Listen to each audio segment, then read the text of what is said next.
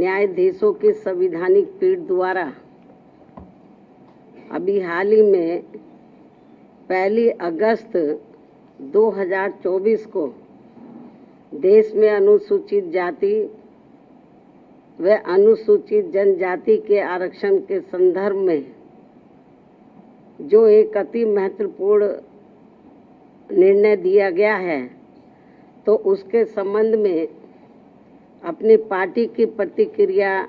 जाहिर करने के लिए बुलाई गई है, जिसमें अनुसूचित जाति व जनजाति के लोगों को पुनः उप वर्गीकृत सब क्लासिफिकेशन अर्थात सब क्लासिफिकेशन किए जाने को मान्यता प्रदान की गई है, जिसको लेकर और भी बहुत सी बातें कही गई हैं। उनसे हमारी पार्टी कतई भी सहमत नहीं है और इस संबंध में माननीय सुप्रीम कोर्ट द्वारा दविंदर सिंह बनाम पंजाब राज्य मामले में पारित इस आदेश के अनुसार अब राज्य सरकारें अनुसूचित जाति व जनजाति की सूची के भीतर आरक्षण के लिए उप वर्गीकरण अर्थात नई सूची बना सकेंगी, जिससे फिर अनेकों समस्याएं उत्पन्न होंगी। और अब माननीय सुप्रीम कोर्ट ने अपने 1 अगस्त 2024 के इस निर्णय से 20 वर्ष पूर्व दिया गया निर्णय, जो सन 2004 में 5 न्यायाधीशों की संवैधानिक पीठ द्वारा ईवी चिन्नैया बनाम आंध्र प्रदेश राज्य में दिया गया था, तो उसको पलट दिया है,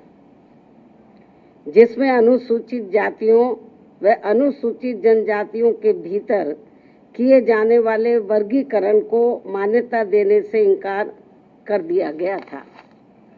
और ये भी कहा गया था कि अनुसूचित जातियों व अनुसूचित जनजातियों के भीतर उप वर्गीकरण नहीं किया जा सकता है, क्योंकि वे एक ही समरूप अर्थात समान वर्ग में आते हैं। माननीय सुप्रीम कोर्ट ने वर्ष 2004 के अपने निर्णय में ये भी कहा था, चूंकि अनुसूचित जाति और अनुसूचित जनजातियों के लोगों ने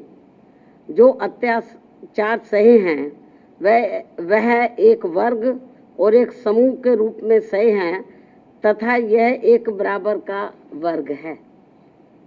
जिसके भीतर किसी भी प्रकार का वर्गीकरण करना उचित नहीं होगा। माननीय सुप्रीम कोर्ट ने अपने 2004 के निर्णय में ये भी कहा था कि अनुसूचित जातियों और अनुसूचित जनजातियों के भीतर किसी भी प्रकार का उप वर्गीकरण भारतीय संविधान की मूल भावना के विपरीत होगा। माननीय सुप्रीम कोर्ट ने अपने वर्ष 2004 के इस निर्णय द्वारा समानता के अधिकार का उल्लंघन करने के कारण आंध्र प्रदेश सरकार द्वारा पारित आंध्र प्रदेश अनुसूचित जाति अधिनियम 2000 को भी रद्द कर दिया था। अपने 2004 के निर्णय में माननीय सुप्रीम कोर्ट ने ये भी माना था कि ये वर्गीकरण इन जातियों के भीतर अलग अलग व्यवहार करके समानता के अधिकार का उल्लंघन करेगा। और अब माननीय सुप्रीम कोर्ट के 7 जजों की पीठ ने 1 अगस्त 2024 के निर्णय से सन 2004 के निर्णय को पलट दिया है, जबकि इस निर्णय से अनेकों मतभेद उत्पन्न होंगे। माननीय सुप्रीम कोर्ट के 1 अगस्त 2024 के इस निर्णय के बाद केंद्र और राज्य सरकारों के बीच भी मतभेद की स्थिति उत्पन्न होगी, क्योंकि अभी तक केवल संसद के पास किसी भी जाति को या जनजाति को अनुसूचित जाति व अनुसूचित जनजाति में सम्मिलित करने या बाहर करने की पावर है, जिसे माननीय राष्ट्रपति द्वारा अपने आदेशों द्वारा क्रियान्वित किया जाता है और जिसे बदलने का किसी भी राज्य सरकार को अधिकार नहीं है। परंतु अब 1 अगस्त 2024 के इस निर्णय के बाद जहां जो पार्टी सत्ता में होगी वह अपनी अपनी राजनीति के हिसाब से अदलती बदलती रहेगी, जिसके साथ साथ राज्य सरकारें अपने अपने वोट बैंक के लिए अपनी मनचाही जातियों को आरक्षण का अनुचित लाभ देने का प्रयास करेंगी। इस प्रकार से इस आदेश से ऐसी अनेकों समस्याएं उत्पन्न होंगी जिसके कारण SC व ST को मिल रहा आरक्षण ही समाप्त हो जाएगा। एक प्रकार से SC व ST को मिल रहा आरक्षण ही समाप्त हो जाएगा और फिर इसका नतीजा ये होगा कि अनुसूचित जाति व जनजाति वर्ग अंत में आरक्षण से वंचित रह जाएगा और उनके हिस्से का आरक्षण भी अंत में किसी न किसी रूप में सामान्य वर्ग को ही दे दिया जाएगा। माननीय सुप्रीम कोर्ट द्वारा अपने 1 अगस्त 2024 के इस निर्णय में इस बिंदु पर भी पर्याप्त विचार व्यक्त नहीं किए गए हैं कि अनुसूचित जाति और अनुसूचित जनजाति के किन लोगों को क्रीमी लेयर की श्रेणी में रखा जाएगा और यह तय करने का क्या मानक होगा कि किन लोगों को अब आरक्षण की आवश्यकता नहीं है तथा इस कार्य के लिए अब राज्य सरकारों को राजनीति करने का पूरा मौका मिल जाएगा। माननीय सुप्रीम कोर्ट के इस निर्णय के बाद यदि अनुसूचित जाति और अनुसूचित जनजाति के भीतर उपवर्गीकरण किया जाता है तो वर्तमान में लागू आरक्षण के अनुसार सरकारी नौकरियों और शैक्षणिक संस्थानों में अनेकों पद रिक्त रह जाएंगे, क्योंकि जिन सीमित वर्ग की उपजातियों को आरक्षण दिया जाएगा उसमें रिक्त पद के सापेक्ष उतने अभ्यर्थी उपलब्ध नहीं हो पाएंगे और ऐसी स्थिति में ये बची हुई रिक्तियां अंत में सामान्य वर्ग के हिस्से में ही चली जाएंगी, जिससे समूचे दलित समाज के दलित व आदिवासी समाज के पिछड़े हुए लोगों को काफ़ी नुकसान होगा और उनमें असंतोष की भावना उत्पन्न होगी। इसके साथ साथ माननीय सुप्रीम कोर्ट के निर्णय दिनांक 1 अगस्त 2024 के अनुसार अब राज्य सरकारों को ये अधिकार होगा कि वह संविधान के अनुच्छेद 341 व 342 के अंतर्गत माननीय महामहिम राष्ट्रपति के द्वारा घोषित SC व ST जातियों के समूह का उपवर्गीकरण करके आरक्षण का लाभ उनमें से कुछ जातियों को दे सकती है और ऐसा करते समय SC व ST के समूह में बची हुई जातियों को उससे वंचित रख सकती है, क्योंकि राज्य सरकार की निगाह में उन जातियों को अब आरक्षण की आवश्यकता नहीं है, क्योंकि उन जातियों में से कुछ लोग सामाजिक तौर पर SC व ST की अन्य जातियों से बेहतर स्तर पर हैं। माननीय सुप्रीम कोर्ट के समक्ष इस उपवर्गीकरण के पक्ष में जोरदारी से दलील रखते समय बीजेपी द्वारा केंद्र शासित सरकार के attorney general, solicitor general, Punjab में आम आदमी पार्टी की सरकार के महाअधिवक्ता, हरियाणा एवं चंडीगढ़ की ओर से अधिवक्ताओं द्वारा ये महत्वपूर्ण तथ्य नहीं रखा गया कि वर्गीकरण के तहत जिन जातियों को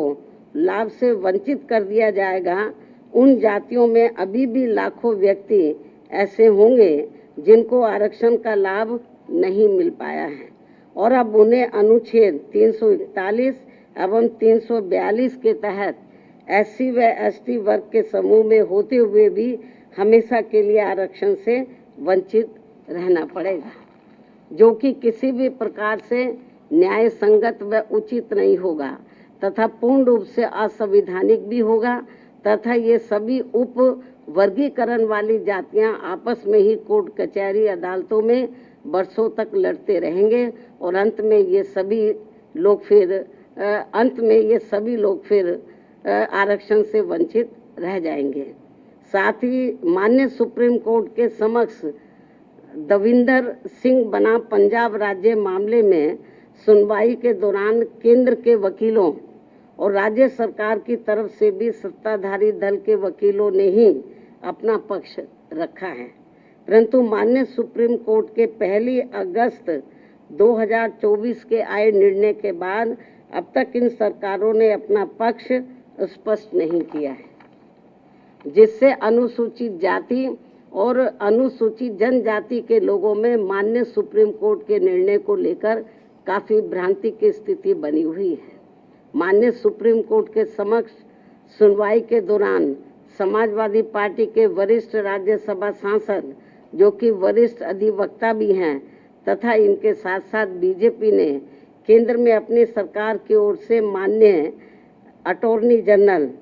व सॉलिसिटर जनरल तथा कुछ राज्य सरकारों के वकीलों द्वारा, उसमें भी खासकर आम आदमी पार्टी की पंजाब सरकार की ओर से पंजाब के एडवोकेट जनरल, हरियाणा एवं चंडीगढ़ में बीजेपी की ओर से उनके वकीलों द्वारा उप वर्गीकरण के पक्ष में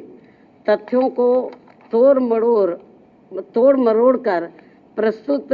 करते हुए बाबा साहब डॉक्टर भीमराव अम्बेडकर द्वारा संविधान सभा में लंबे विचार विमर्श के बाद बनाए गए आरक्षण के सिद्धांतों के साथ छेड़छाड़ करने का कार्य किया गया है, जो कि आरक्षण को पूरी तरह समाप्त करने की मानसिकता के साथ उठाया गया ये गंभीर कदम है। साथ ही माननीय सुप्रीम कोर्ट के 1 अगस्त 2024 के दिए गए निर्णय के बाद अनुसूचित जाति और जनजाति के लोगों के भीतर आपसी द्वेष की भावना बढ़ेगी और समाज में विभाजन की भावना को और अधिक बढ़ावा मिलेगा, जो कि राष्ट्र की एकता और अखंडता पर करारा प्रहार करने जैसा होगा। जबकि